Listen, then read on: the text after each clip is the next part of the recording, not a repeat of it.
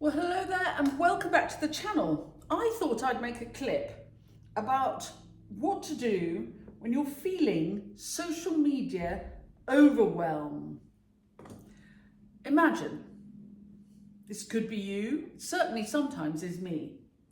You set up your small business and you know that, because everybody tells you, that social media is a great way to market your business for very little money, and besides, everybody will be looking for you on their Instagram or their YouTube, increasingly if you're in the UK. And so you need to be using social media to prove that you are who you say you are and you do what you say you do. But you also need to do your job. For example, right now, my job is pricking out seedlings by the 1,000 for planting out my cut flower patch and my flower fields. I'm a flower farmer. Over the next couple of months, so that I will have a crop of beautiful flowers for my customers through the summer. That's my core business.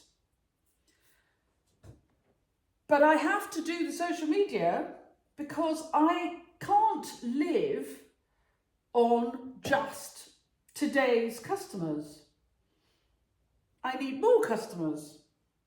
Today's customers, thank you very much, have booked flowers, paid for them, and are looking forward to them for their events and so on during the summer. But I need to keep interest bubbling along for next year and the year after. People don't hold weddings year after year after year. Ideally, people have one wedding and then that's it, they're done. So I need to find more people and reassure more people that I am who I say I am and do what I say I do, while still doing my job. And so it is sometimes possible to feel a little bit overwhelmed by the need to produce good social media content and get the job done. If you're a small business like mine, you are probably just you, or you might be just you and a team of maybe 3 or 4. If you've got a big business and you've got loads of money, then fine, you can have a marketing department worry about your social media for you. Although, of course, that does mean that you will find there's a slight lack of immediacy in how the social media is presented. You can always tell real small businesses because they are always doing what they're really doing, clearly really doing. Whereas bigger businesses, often somebody has an idea for a social media post and it has to go through 3 committees before the post is finally put up a month later, by which time all the immediacy to it has long dissipated. Anyway, aren't we lucky being very small businesses?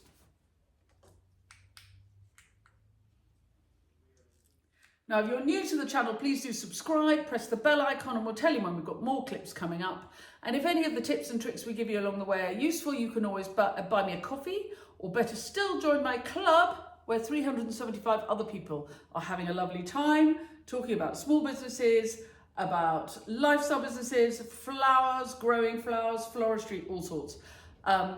A like for each clip is always very useful, and I reply to every single comment I get on YouTube. So do make a comment and I will come back to you. So one of the ways that I help myself stop myself from suffering from social media overwhelm is to put really strict boundaries around what I will and won't talk about in my social media.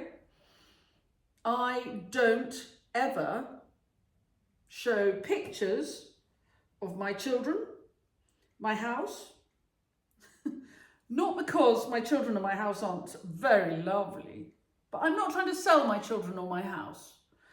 Whereas I am trying to sell bunches of flowers. So I'll keep the kids, I keep my private life out of my social media. And that's a relief because it's so easy if you are making social media posts for your business to think, oh, well, the children look really sweet. So I'll post a picture of them gambling around in the orchard, looking sweet. That doesn't sell your product. And so it doesn't really do you any favors. You do better to avoid posting that post and think more creatively about posting something about your business. So if you give yourself some boundaries, you know when not to post. I really recommend that. And then the other thing I would do if I were you is I would make a plan of when you'll post.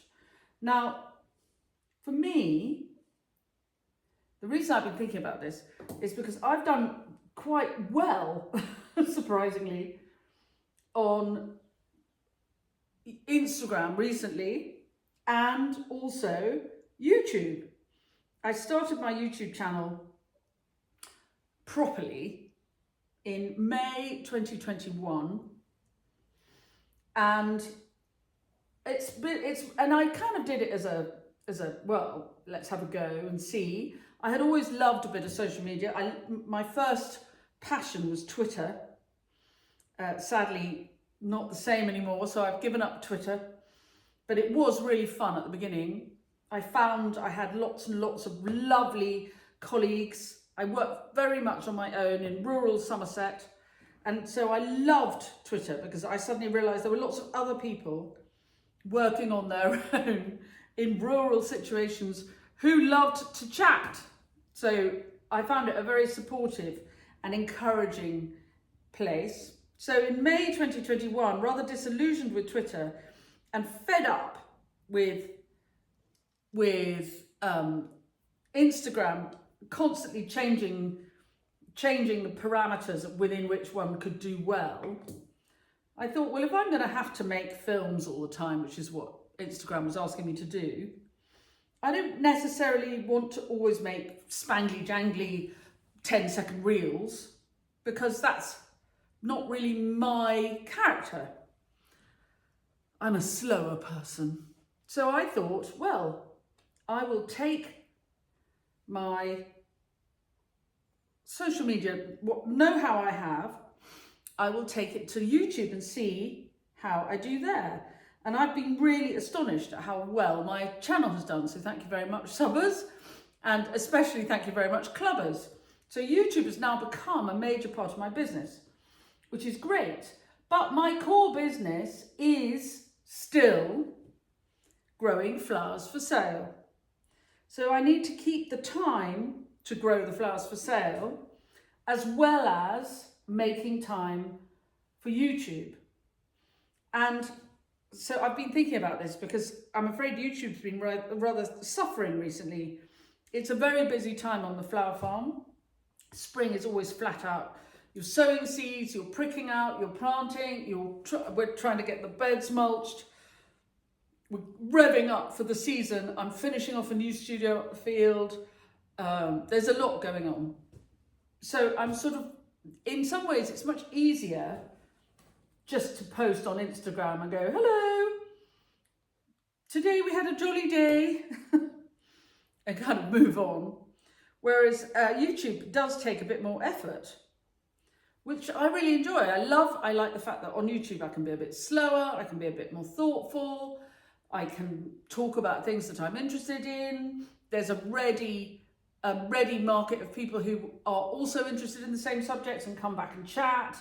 And yes, I do make some money out of it, which I really like a lot. So how do I manage the tension between the need to do my job and the desire to keep putting up YouTube clips? And the answer is, I think, to really rationalize the time and commit to doing something regularly, to do it in such a way that it doesn't take up too much time. So be sensible about it. Don't overcommit. And I have been guilty of that in the past. I think what I've always done, this is how I have often worked, is I slightly fly by the seat of my pants, and something's happening, I do the film, I get on. And that's not working for me anymore. I have to think more strategically. I haven't got time.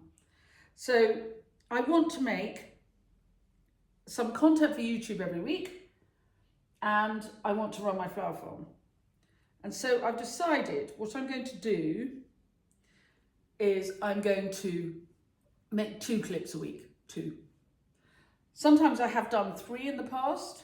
I think in a way I should just stop myself doing that, because it creates unfulfillable expectations for people who like to watch the clips, but also leaves me feeling like I've done too much. I need a break.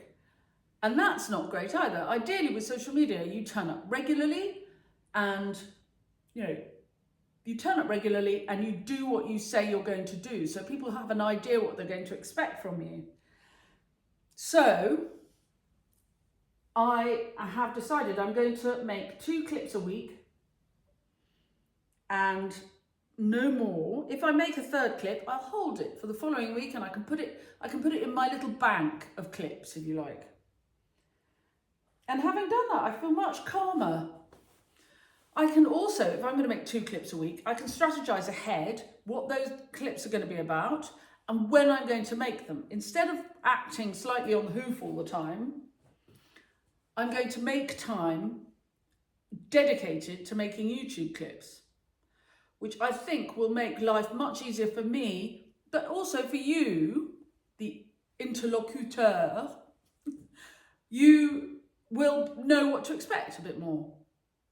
So, if you are feeling overwhelmed by your social media and your need to post regularly on it, my top tip is 1, draw a line around what you're prepared to talk about and focus on your business. You're not selling your children, you're not selling your holiday, you're not selling, remember what you're there for, and keep your children to one side. And 2, decide how much time you're going to spend on it and stick to it.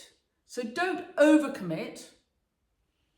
Commit sensibly. For me, I know I can make 2 clips a week.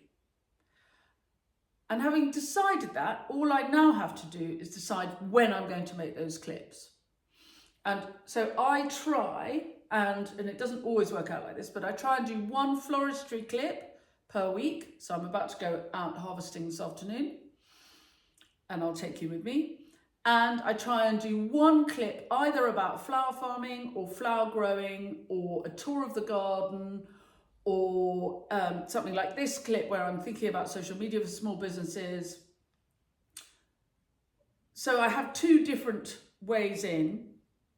I will make a little bit extra for my club members. So this week the club members they have a whole clip for themselves exclusively about a trip I made to the head office of the Royal Horticultural Society, curtsy, at Vincent Square last week to learn how to be a floristry judge. Very, very exciting. I loved it. And I thought that was really nice content to keep for the clubbers. So they got their exclusive clip. And I will, during term time, I'll do a live every Thursday for my club members. And I know that that's what I can manage, and I can strategize the time to do that. Try and do more than that, and I'll suffer from overwhelm. But equally, if I do too much more than that, I suddenly kind of hit a creative wall, and I don't make anything. And that's no good. I'm filming!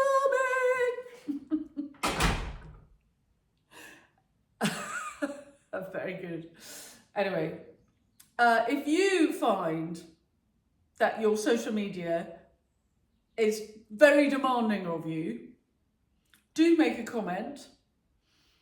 I do hold social media workshops. So book yourself a place on one of those and I'll explain the whole relationship between your social media, your website, everything. It's a very, very valuable workshop. I think my next one's coming up in the autumn. But anyway, I was inspired to make this clip today.